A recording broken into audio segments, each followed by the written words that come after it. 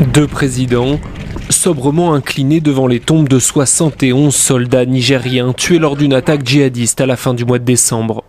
L'ampleur de cet assaut avait alors contraint Emmanuel Macron à repousser le sommet de Pau au mois de janvier.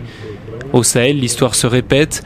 Ce jeudi, nouvelle attaque djihadiste et un bilan encore plus vertigineux, près de 90 morts à Chinégodère, la pire attaque jamais perpétrée au Sahel ces dernières années. C'est vraiment quelque chose d'énorme et de terrible qui s'est passé ici.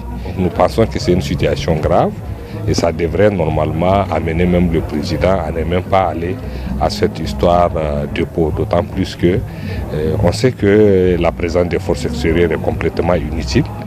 En seulement un mois, le Niger a perdu près de 180 soldats.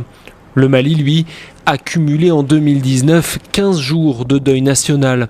Quant aux Français, 41 ont perdu la vie au Sahel depuis 2013.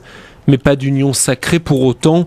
Le manque d'efficacité supposée des militaires français déployés dans la région cristallise les critiques. Les djihadistes profitent de ces divisions. À la veille du sommet de Pau, l'organisation État islamique en Afrique de l'Ouest a diffusé cette vidéo de propagande qui récapitule ses attaques sur toute l'année 2019. Pour venir à bout du terrorisme, il nous faut une coalition internationale. Donc la présence des Français, la présence des Américains, la présence des Allemands, la présence des Belges et des Italiens au Niger est extrêmement importante. Si même on peut avoir encore plus de partenaires, nous allons les accueillir à bras ouverts. Pour la France, le retrait de l'opération Barkhane n'est pas une option. Emmanuel Macron compte sur plus de soutien européen. Quant aux États sahéliens, il réclame avant tout d'être à la manœuvre, décisionnaire des stratégies de lutte antiterroriste.